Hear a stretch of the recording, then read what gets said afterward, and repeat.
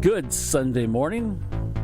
It's time for Clubhouse Chatter, and here's the man with the most fidget spinners. Here's Norm Ordez. Hey, Brian was sharing with me a pretty cool one of the bat logo, Batman spinner. Yeah. That was pretty cool. Yeah, I don't know about those fidget spinners. Hey, good morning and welcome to the Eola Hills. Beautiful day up here. It's going to be about 90 degrees, they say, here in Western Oregon. And we are Clubhouse Chatter. That is Brian Erickson. I'm Norm Ordez. And this morning, we're kind of getting off of the baseball thing, and we're going with Denny Edwards, the Flying Irishman. He's going to be making a jump out at Evergreen Air Museum here in McMinnville, Saturday, August 12th. Denny, good morning. Good morning. How are you doing this morning? Real good, thank you. And so, I don't, with all the Daredevils, why? Why, what makes you want to jump things on motorcycles? Well, I don't know. It's kind of hard to explain. Before I ever got started in it, I couldn't imagine how anybody could do it, And do you mean, are you talking about this up and coming thing? I'm just talking about in general. In general, yeah. Yeah. I think the consensus is that people that do this kind of stuff must be a little touched, in the head. And sometime it would probably help. Right. But, I don't know. It just boils down to show business. I think anybody that's ever been in any kind of show business, it's really hard to get away from that, And the only bad thing about this, or a lot of sports or whatever, is the physical aspect. Right. And I'm 72 years old, and a guy asked me the other day, you really think you should do this? And I said, well, I don't think anybody should do it, I don't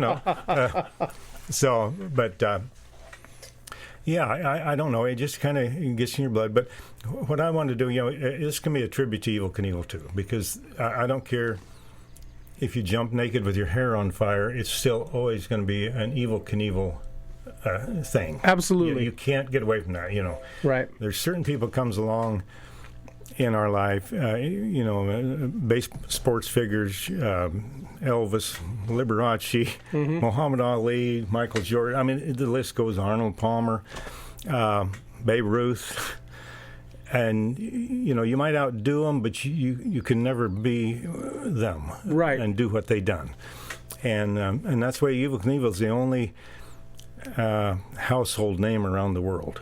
I remember, growing up, so my dad was in the Army, and, we grew up around the world, and, I remember being in Germany, and Knievel, I mean, everybody wanted to be him, Yeah. I mean, I remember having the zip cycle, and, I'm sure I had one of his lunch pails. I definitely had one of his little Hot Wheels that we rode around on, and we had a hill across the street from our apartment complex that we'd used to ride, and we would jump. Yeah.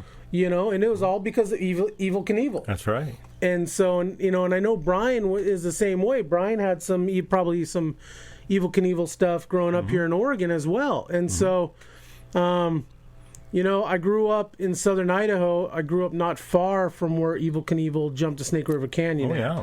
And I wasn't there. We were in Germany at the time. But, I've got relatives and friends that were. Right. And I mean, he left a lasting impression, and yes. So much so to where, last September, Eddie Braun jumped the Snake River Canyon 3 miles down canyon from where I grew up at, and totally different spot. And don't worry, he would have made it if he would have jumped from the original spot. There was issues with the landowners and stuff like that. But he would have easily cleared it. Same design of the rocket, because Scott Truex, Robert Truex's son, right, Robert designed Knievel Tribut's original Sky Cycle. Yes, Scott, his son, designed Eddie Braun's, and so same, with the exception of the parachute. Man, it was glorious. Watching. I don't know if you had a chance to see that. I did, and Eddie and Scott. They just done a fabulous job on that. And so, tell us a little bit about who Denny Edwards is, and where do you come from? And well, I was raised on a Indian reservation, actually out here at Grand Round, Spirit Mountain, and we just raised I guess we was poor. We didn't really know it because we just had so much fun, Right. And my mom and dad always had motorcycles, and my mom had this 500 Triumph motorcycle that she rode, and I would, in fact, later on put that motor in a swing arm frame, and actually made my first 3 or 4 jumps on that old motor, Wow. And I still have that motorcycle. But yeah, we grew up. I graduated in Willamina High School, Willamina, Oregon High School, and went on road construction and about a year, and then I moved to Brookings, Oregon. My dad and brother had a logging outfit there, and so I started driving a log truck down there, and a friend of mine, Clancy Oliver, and myself, we flat track motorcycle raced down there in the local tracks and stuff. And I rode a Triumph. And just one night I was in there. I'd never thought about jumping before. And just the very thought of it just, freaked me out. I couldn't imagine how anybody would do that. And so I was in the grocery store one evening, and I seen this magazine there, and it had a picture of Evel Knievel on the front of it. I bought that magazine, and I went home and read that article. And it happened to have his ramp dimensions in there and stuff. And the whole story was so mesmerizing to me. And I thought the next day at work, I couldn't stop thinking about that. You got hooked. Yeah. And what a perfect time for me to do something like this. I had a 2-year-old daughter and a pregnant wife. Sometimes us guys' decision making isn't the best. But anyway, I went home and discussed that with her. That's all I could think about the next day. And she seemed to be okay with it, and so I started building these ramps, and then I got them almost done, and it hit me. I'm going to have to ride off the end of them. First time I walked up and looked off the end of that, and so I knew if I didn't have something to have a gun, so to speak, held to my head, I probably wouldn't go through with it. So I went ahead and booked a jump at the Brookings Harbor Shopping Center in Brookings, Oregon, and they said I could just set up there and do it for donations, And so I got the ramps all finished 2 days before I had promised to jump there. In fact, it was 45 years ago yesterday. It was on Memorial Day weekend. Wow. And so I had these ramps set up at my dad and brother's shop, and there was no place to practice because they take up so much room. So I had to go up Highway 101, come down the Highway 101 southbound, look both ways, no traffic coming, cross in, go through a man gate, and hit my takeoff ramp. And that was the way I had to practice. And I had them set up real close so I could, but I had no idea how fast to go or anything. And I went down and set up the next morning at the shopping center, and a few of my buddies was coming around and giving me a hard time. I went home and showered and come back, and I was coming up the hill, and the cars were lined up all along I didn't think anybody'd show up, and the cars lined up along the road and people walking up the road. I asked them what was going on, and they told me I was jumping that day. Yeah, and so we took actually a donation from the crowd, and then I made more money making that one jump, and I was making in 2 weeks' pay driving a log truck that was considered at that time a good job. Right. So, so there I went through the rest of the summer of '72, just talking people into letting me set up, and I'd just take donations, and then picked up a sponsor, Tubby's Restaurant Chain, at the end of the year, and they had me some fancy leathers made, and I started found out how to get myself booked. The hard part then is there was no social media, of course. Right. It's so much easier now. Oh, we had a phone booth down the street, and a stamped envelope, and it's like, and that's what makes Evel Knievel so fantastic. Is he was able to. He's probably the greatest self-promoter of all times. Absolutely. Because he had none of this modern stuff that we have now. Can you imagine if he did? Oh, my Lord. I mean, he's already, his jumps, you could find his jumps on YouTube already. Oh, yeah. But can you imagine if there was social media back in that day on how much more popular Evel Knievel would be? Well, and that's why I'm sitting here today. I was pretty much a a nobody. I rode on Evil's shirt tail and had a lot of fun, but I certainly didn't make any kind of mark as far as I'm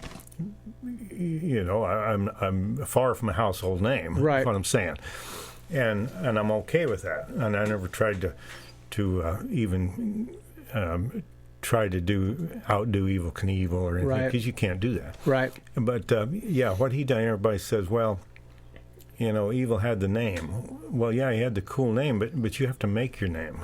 Yep. And that's the hard part. And I got some Evel Knievel stories. It'd take too long to tell them. But I finally met him in 1974. And even at that time, when I'd jump, I'd always, when I talk to the crowd before I jump, I'd always recognize Evel Knievel for what he'd done, because I certainly wouldn't have thought of it. It was because of him that I got started, And I know there was some other guys that was trying to break his records and stuff, which all of his records pretty much has been broken, But he's still Evel Knievel, right? And you just can't get away from that.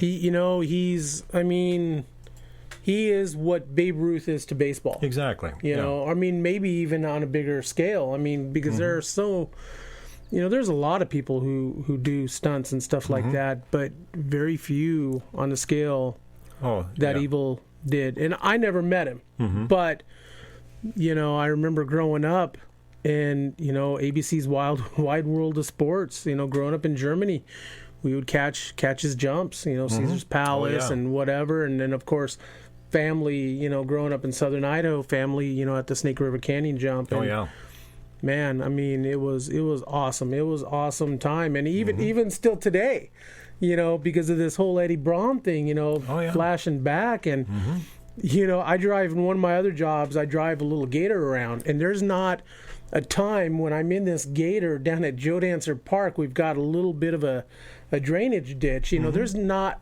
Every time I'm down there, man, can I jump this thing? I know. And it's a small thing. There's no way in hell I could make it, but. The thought runs across your mind, and it's all because of Evel Knievel and people like you. But and especially him. So what I'm doing on August 12th is kind of a tribute to him. It's not a big jump. I'll probably have to go around 65 miles an hour on that. I ride a 750 Triumph, and they're pretty heavy. But it's a beautiful bike. Evel and I always used the bigger bikes, which was never made for this kind of work because they don't have hardly any suspension. They're heavy. Basically, what my bike is just a street bike stripped down, but they got the good sound, and that's what I grew up with and stuff.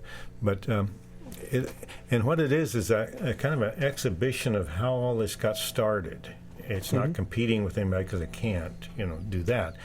But everything will be nostalgic. The bike, the ramps, the old trucks I'm jumping over, and everything will be nostalgic and just to show people how this all got started. And there's a lot of people that never got to see Evel Knievel. Right. And so this is just, and there's a lot of people that did, or I talked to people that's, 50 years old, which at my age, that seems pretty young.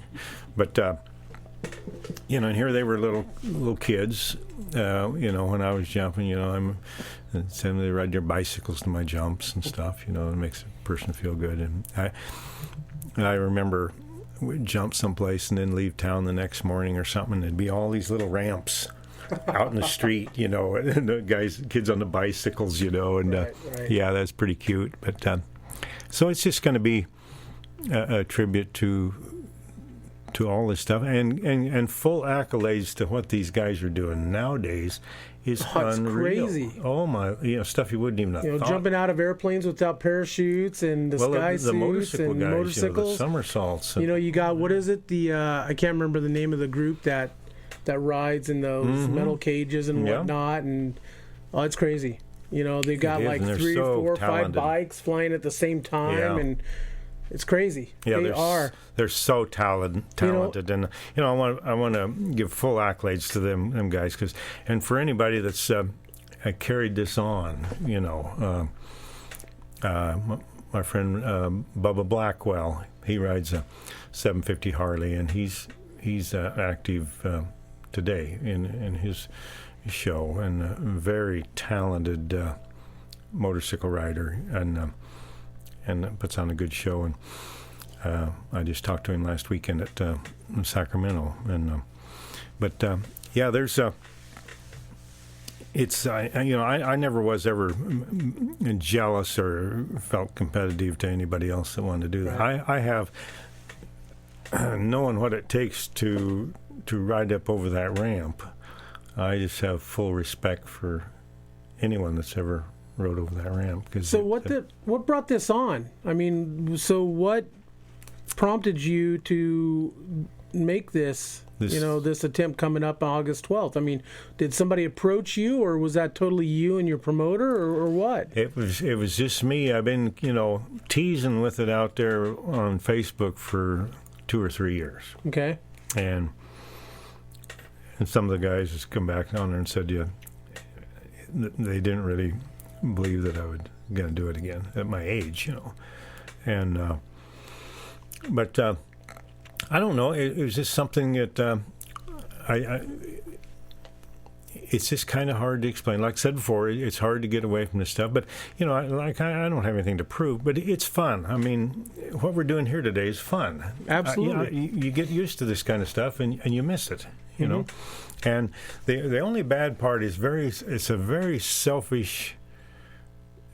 We're very selfish to what we put our loved ones and stuff through. Right. I experienced that when I met Knievel in '74, and I'd never seen anybody else jump. I don't know, there was 5 or 6 or 7 of us in the world doing it then. So, and I certainly didn't get to see anybody jump in person, And I met him, and he invited me in his dressing room there. We was in there a couple hours, the night before, and I was, of course, he was my hero. It was the reason I got started. And I'd heard stories about his personality, that he could be a little ornery once in a while, right. And so I was very nervous about meeting him, because I didn't know, being I was doing this, what he was doing, how he would take that. But in my jumps, I always recognized him for what he had done, and I don't know if he'd heard that I talked good about him or what, but I was excited about meeting him, but on the same time, I didn't want to have to hate him. Right. And if he insulted me or something, my bubble was going to be bursted about what I thought of him. Right. And he treated me with full respect. And so in fact, I don't drink whiskey, but he drank that Wild Turkey whiskey, and so he invited me there, and he poured me a glass of that. And if it had been strychnine, I would have still drank it, because Knievel he sold that poured pretty me well. Yeah. So I gagged that stuff down, and yeah. So did he give you any advice? Did Evil give you any advice? No, I remember us getting into just a discussion about.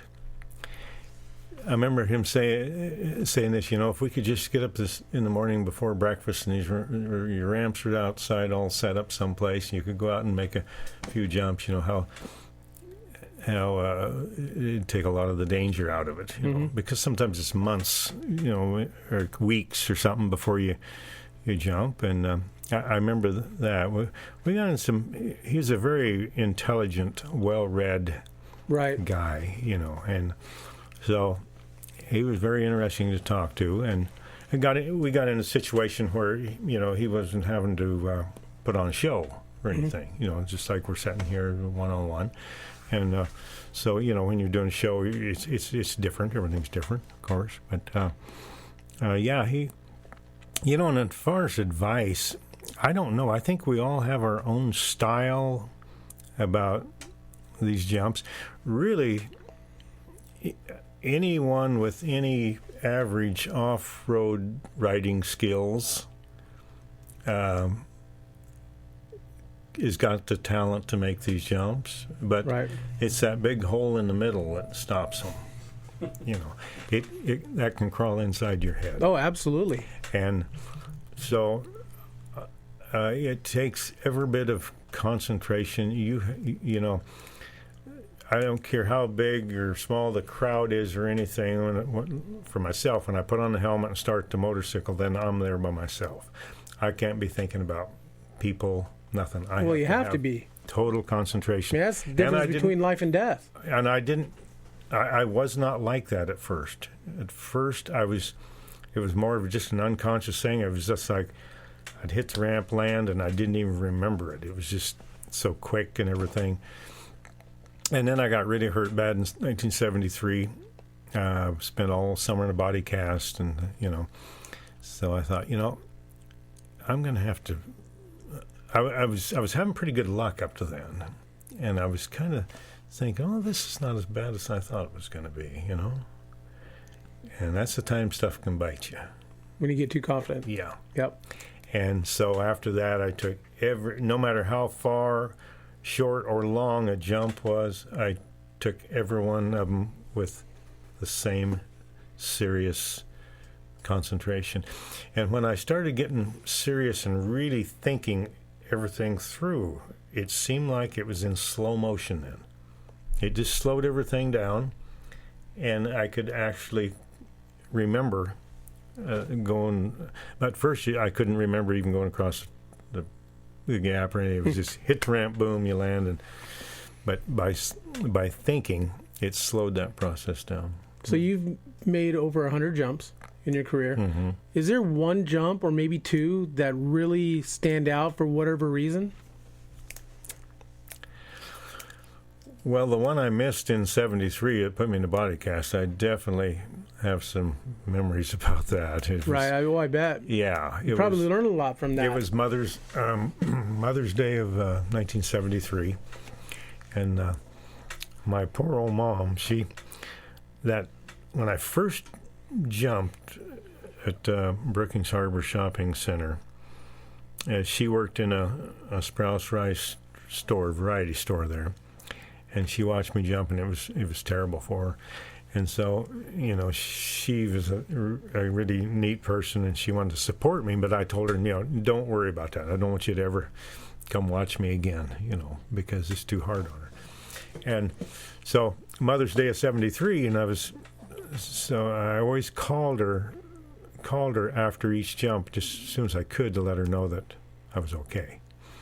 And so they had me setting. There was a racetrack up in Longview, Washington. They had me setting up in a grassy area between the grandstand and the racetrack. And I had my flat track racing tires on at that time, which is not a whole lot of tread on them. And it rained the night before on that grass, and I went out there and I could not get my speed up, and I was just sick to my stomach. That's what gets you hurt in this business a lot is the venue that you're working in, trying to maybe do too much with the space that you right. got. And in them days, you'd talk to a promoter over the telephone is all you had, and he wanted you in there, so he's going to tell you anything to get you in there. You ask him questions about how much room, plenty of room, and and everything, and you get there, and you've already committed to doing something, and there you are. So I couldn't get my speed up, and I finally went back, and I looked at the grandstand, and I thought, I'm just going to have to try it.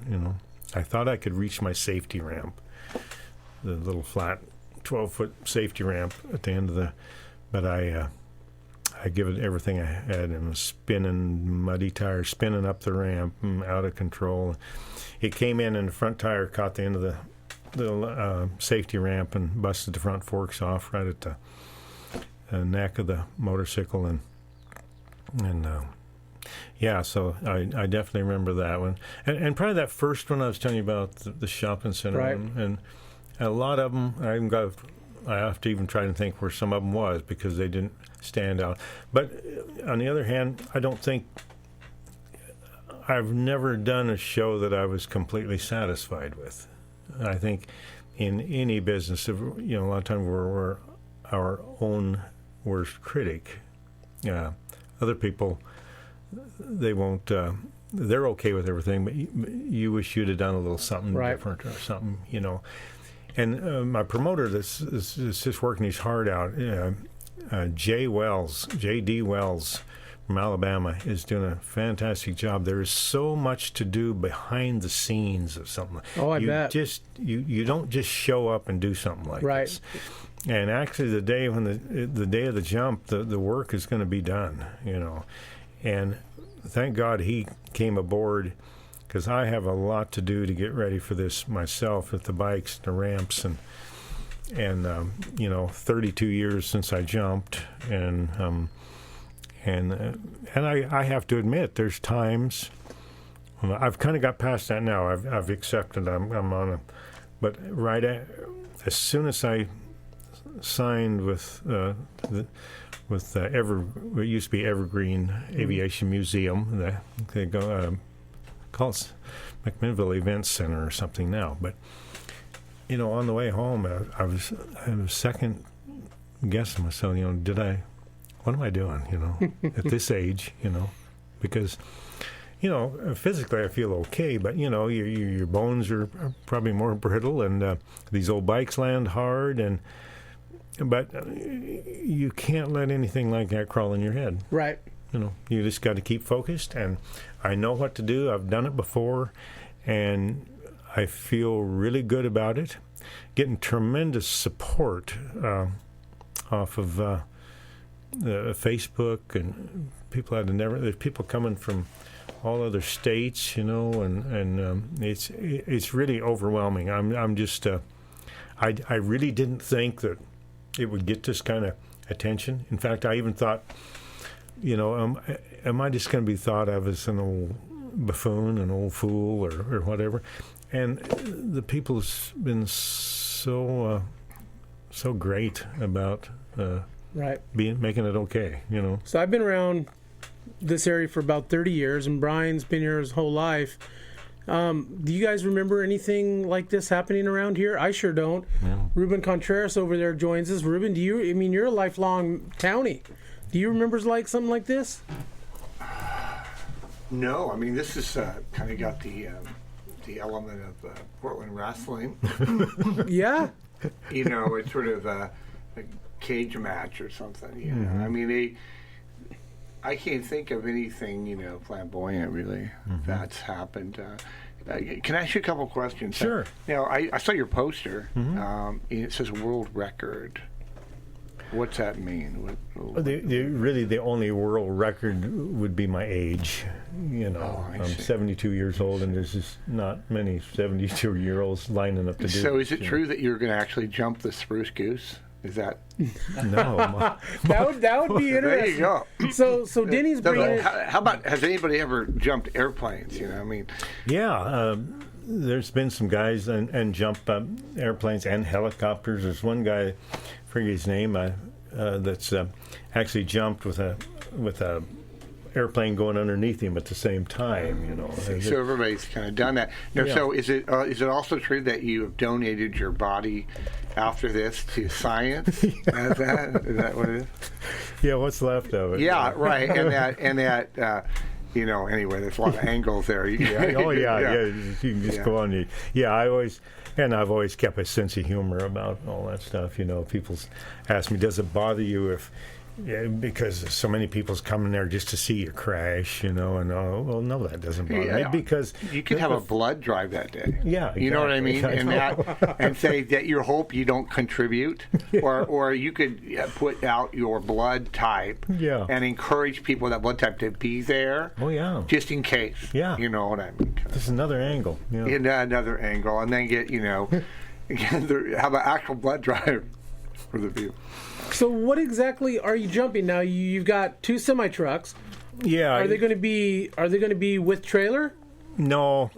They'll just be end to end.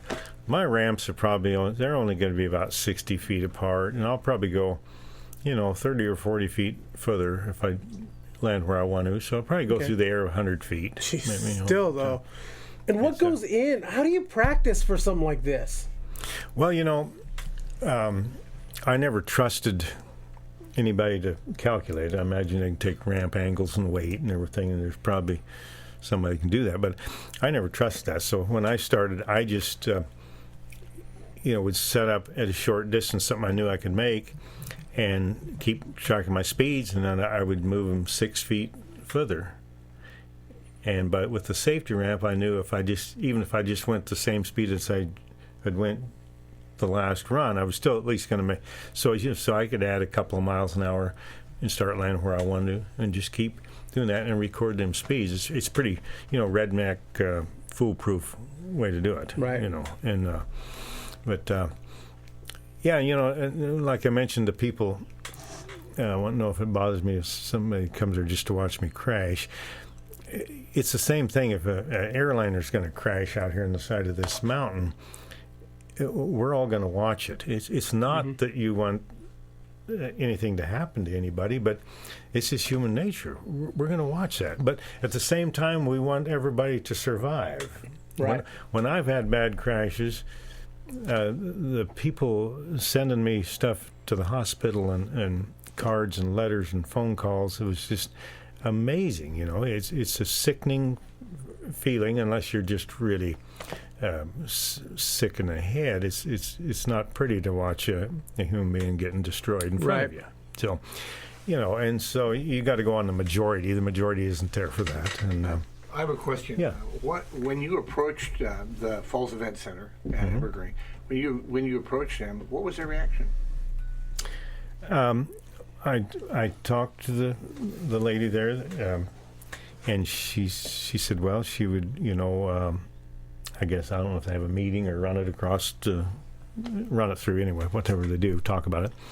And she called me the next day and said they was just very excited. They was just, they was just all for it. And the thing that tied in good, me flying the bike and the airplanes flying, and it all tied in. I'm real, pro-military, and all the military stuff there, and the falls part of the event center. You want that. But. Where do you come from? Ruben is a McMinnvilleite. Oh, yeah. And so were you born here in town? Yeah. So born and raised, and he's been a avid supporter of us with Clubhouse Chatter, and he's done some TV stuff on the side as well. Good. And just knowing Ruben, everybody knows Ruben here in town. Yeah, I've heard of him. This is exciting. I mean, it's a lot of fun. It is. I remember Evel Knievel and all that, but I don't remember. I've never seen that. I mean, one of the big jumps was at the Memorial Coliseum. So a lot of people that's near and dear. That place is near and dear to McMinnville people for the Trailblazer win, and then 2 years later, I think it was that 77. Yeah, 77 and was when the did championship. Evel Knievel do the jump there? Man, I wasn't around at that time, but it's one where he really tumbled. You remember? Yeah, I think it's probably 79, 80. Okay, because in 79, then McMinnville High School, that's their glory days. Yeah, Charlie Sitton. The record still stands, most wins the following year, but in a row, and that was also at the Coliseum. So the Coliseum's kind of near and dear to everybody. If you remember that, it was kind of like, wow, that's something that it was kind of it's kind of cool. It's like we kind of bought that, but no one's ever seen. I bet you, how many people around here has ever seen the actual lift off? I mean, it's not really the distance; it's the idea that somebody would try to jump. Oh, absolutely. I remember, having Eddie Braun on before his jump, and we were scheduled to watch it that Saturday, but all of a sudden I'm getting this text message on Friday. He jumped, because the conditions were perfect and everything, and oh man, I mean, just the euphoric feeling of him doing something that Evel Knievel didn't achieve. Yeah. And he was so humble about it. He did it for all the right reasons, like you're doing it for. He didn't do it for the money, or he could care less. I mean, there was a lot of people that were ticked off there in Southern Idaho because he did it on a Friday and they didn't get to see it. Yeah, it's amazing. And he told you that right from the get-go. This isn't about you or me. This is my swan song as a stuntman. This is an ode to my hero, Evel Knievel. Yeah, because he's huge stuntman in the movie industry and everything. Absolutely, one of the best. One of the very best. Yeah. Once again, Denny Edwards, The Flying Irishman will be making an attempt at jumping 2 semi-trucks August 12th out at Evergreen, and it's free. Yeah, free parking. And so free everything. tell us a little bit about your bike again. So it's the whole nostalgia thing. So you got an old bike, you've got your old leathers, and your trucks are old as well, aren't they? Yeah, everything is just. In fact, my old Bell Star helmet, I'll even be wearing it. They was the first full coverage helmets, you know, and the motorcycle is basically about a 66 motor, and my engine builder, Craig Warren from down in south of Roseburg area, down in there, he built the engine. It's for motorheads, it's 12-1 compression and all balanced and shaved flywheels and cams, and yeah, it's a pretty hot bike. It's what you do when you're jumping these street bikes like this is you take everything off of them you can possibly take off of them, you know, and it's got a little fiberglass gas tank and seat on it, and just as light as you can possibly get it, and it's still. I haven't weighed this one, but it's it's probably still going to come in around 350 pounds or something, you know, which is pretty heavy. Never made for doing this. They don't have much suspension, and but yeah, it's just going to be, all this stuff is going to be just like Evil and I worked with. Right. You know. My ramps back in the mid 70s, I started just to do something different, decided I'd start jumping trucks. So I raised my ramps. My takeoff ramp is 10.5 feet high and 53 feet long, I think, something like that. And so I could actually clear the cabs of trucks, you know. Right. And so I kept the same angle. I just went up with everything and longer, you know, kept the same angle. And but yeah, the closer it gets, and this time is just flying by. You know, it's 2.5 months away, but that's, for me, is going to go really fast. You know.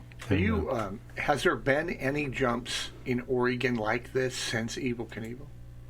Well, besides Denny, I mean, I'm sure there has been. I'm sure there's others, but I don't know. Yeah, I know Robbie Knievel, Evil's son, Robbie. Jumped over at Chinook Wynn's casino parking lot about 3 or 4 years ago. And I went over. In fact, Evil and Robbie's the only people I've ever seen jump in person. And when I watched Evil that first time, and I'd never seen anybody, and it really let me know what I was putting my loved ones through, because I was so nervous for him.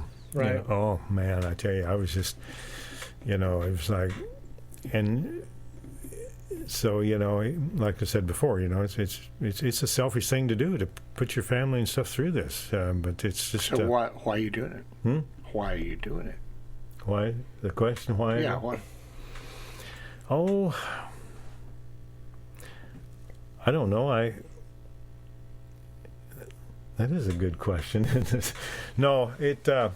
It's because you got to do it. I mean, it's something that if you didn't do it, you'd regret it. Well, like this one I'm doing now, it's you know, Evil died when he was 69 years old, and I'm 72 years old, and I know he would have liked to have jumped again. He's like hard to walk away from that kind of stuff, and so that's why it's going to be a tribute to him too. And but you know, I'm 7.5 years from being 80 years old, if I make it that far. So if you make it this one, you're going to go for the 80 then later? Maybe. Yeah. He's trouble, isn't he? He is trouble. Once again, Denny Edwards, August 12th, out at Evergreen, and it's going to be free. We as a Clubhouse chatter, we would like to cover this. So I'll get in touch with Jay, and I'll chat with Jay, and we would like somehow to figure out how maybe tie in with MCM and to record it that'd be great. And you know, and do a show from there. And I'm excited. You know, I mean, it's just kind of odd that, you know, we're not even a year removed from Eddie Braun, and Here we got, something, this is for me is a human interest story, and that's why you're on. Well, and I really and it's that. not baseball related, but it's something that takes me back to my childhood, idolizing Knievel Knievel as well. Yeah. And same thing with Brian, and it's just a cool story. Well, thank you very much. This is, like I say, the whole thing's been overwhelming to me, and everybody's made me feel so good about it, making this decision, and it's it's going to be, and these deals for people that's never been to one of them, the tension when you get there to the actual day of, there's a lot of electricity in the air. Oh yeah, I can imagine. And there's a lot of, if people have to come there early, there's so much cool stuff to see there at that Air Museum. Yeah. And back to the McMinnville, I jumped at the Yamhill County Fair in 1972. Did you?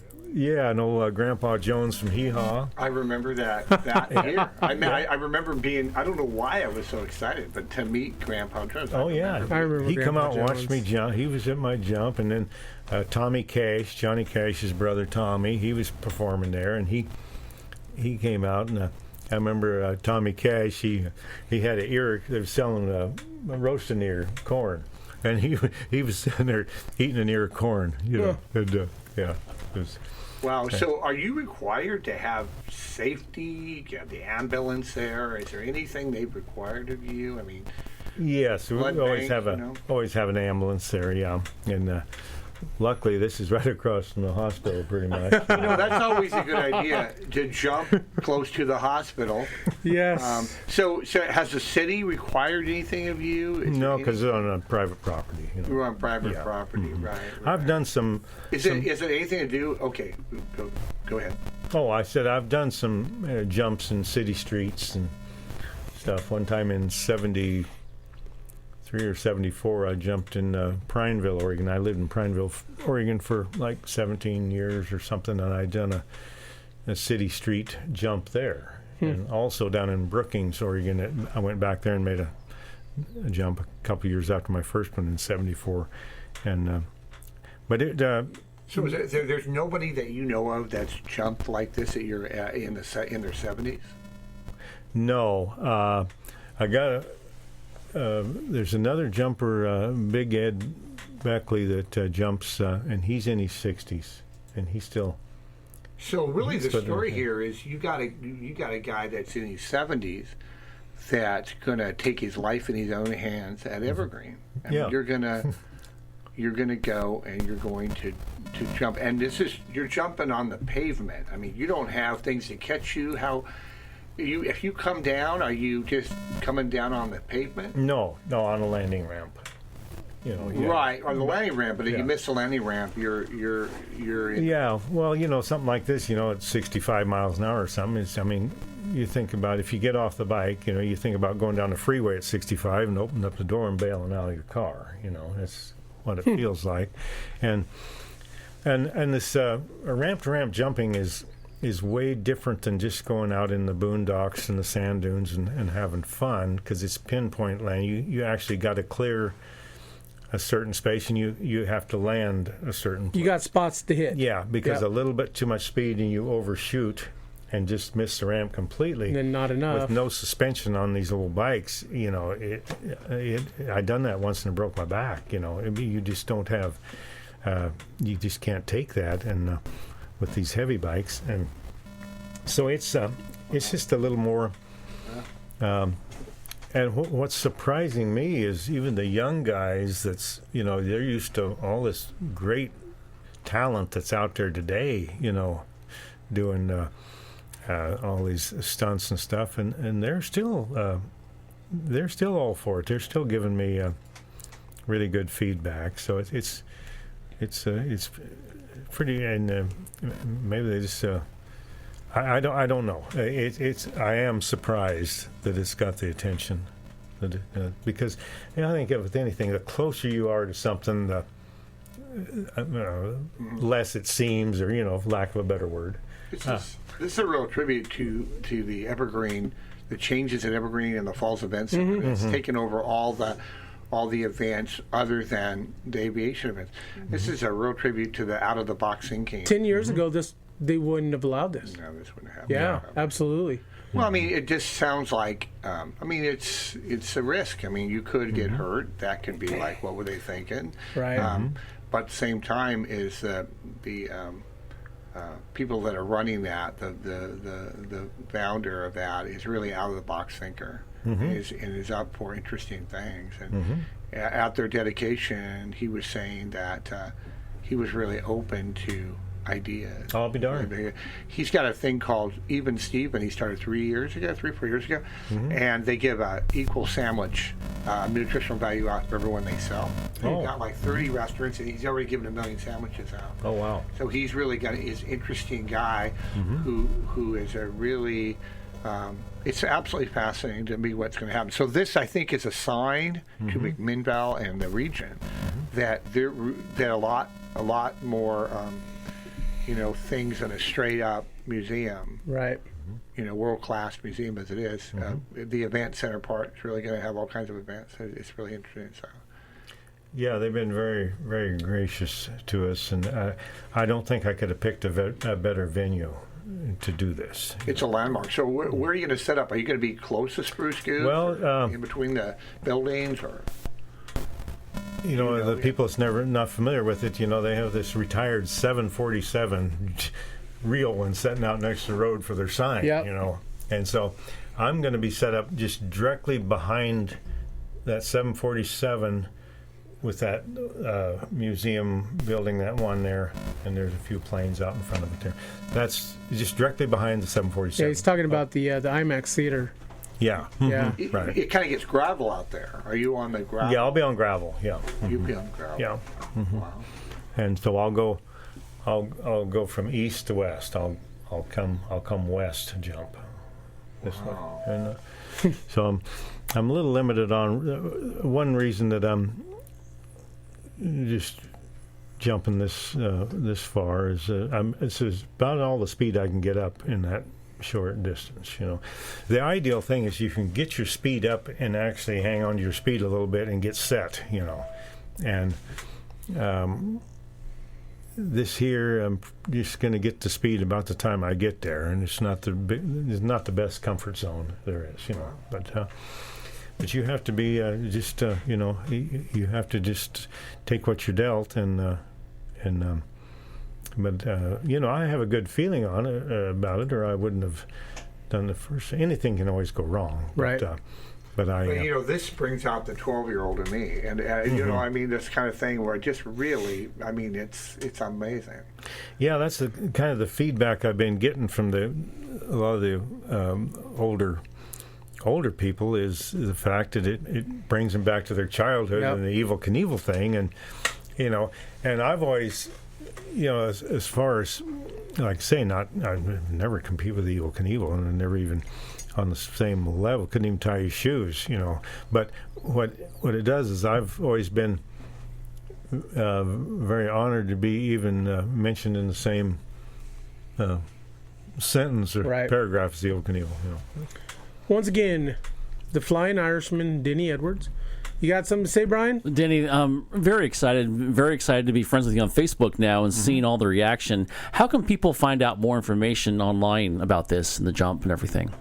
Is there a place they can go, or a website, or?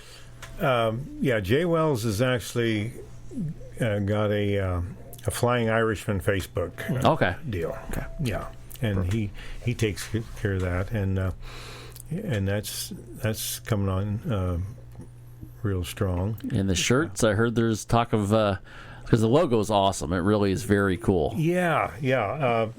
His Facebook name is Michael Big Dog King, and he does the artwork and everything. Amazing job. These guys, these two coming aboard here has just been a godsend for me, because I couldn't do all this stuff, and I'm so out of touch with how everything works now. With the high tech and everything. Exactly. And so. Yeah, I got enough on my plate, and they're taking care of all that stuff that I have no idea how it works. and it's going to be fun. He's from Alabama, and he's actually flying out here to the jump. He will be out here. Be looking forward to meeting up with Jay. Yeah, he's quite a guy. He's been a radio announcer and stuff. He's got this real good voice and stuff, you know. He's not going to announce this, so yeah, and it's also, you know, like I said, it's going to be, you know, recognized in the military, and it's just going to be a. Are you scared? Are you scared? I'm not scared. I'm.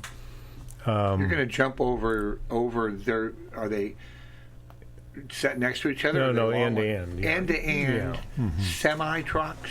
Yeah, it's about 65-mile-an-hour jump. And you're not scared? Well, you can't allow yourself to be scared. I'm always concerned. I know how focused I got to stay. I can't let things crawl into my head. Mm-hmm. Does the weather have anything to do with the wind? Yes, yeah. So if it comes up that day and it's windy, what happens? Yeah, crosswind is horrible. So then you don't do it, you postpone it? No. So is that a little drama there that it could? It's always a concern. A headwind, you go off that ramp, and a gust of wind hits you in the head on and takes some speed away, and you're not able to reach that other ramp. So does it come down in the morning? You're checking the weather. You're looking at the thing. Is this going to go? Is it not going to go? You're going to do it regardless, rain or shine, whatever happens. Or that's always the way I roll, you know, because this is building up to this one climatic moment, and if you don't do it then, right, you can't get that. It's hard to ever get that back, you know. Ruben, it never People's rains. Coming from a long ways away. In August, it almost never rains. They're coming from other states. There's people flying in, so it's. Is there anybody getting married that day out there? There'll probably somebody that wants to. Well, you know, I actually do weddings too. So you should, you know, it really needs to be. It really needs to be that you jump out and then you go walk over and officiate. Yeah. Ruben, you better find someone quick. Well, I'm not. Yeah, that's right. Brian, they'll do a rededication. It'll work well because his wife's a physician, so she'll be there. She's on hand. They'll do a rededication. It's got to be about 25, right? Like he's kind of changed the subject here. Is it 25, Brian? For what? You've been together? Yeah, it'll be 25 years this year. Okay, so they're going to have their 25 thing. They'll rededicate. You'll officiate. In kind of deal, and you'll fly into their dedication. And, hey, you got to do what you got to do, Brian. He thinks too much. He does think too much. I like Denny. Yes. Hey, once again, Denny Edwards, Saturday, August 12th, Evergreen Air Museum. It is free. Go check it out. It's a free wedding reception. It doesn't rain in Oregon, so we don't have to worry about the rain. That's right. Well, summer was nice last summer, both days. Yeah. Wow. And so, with Memorial Day, right, a weekend here, I'd like to give a shout out to my dad, who passed away 2 years ago, and due to complications from Agent Orange.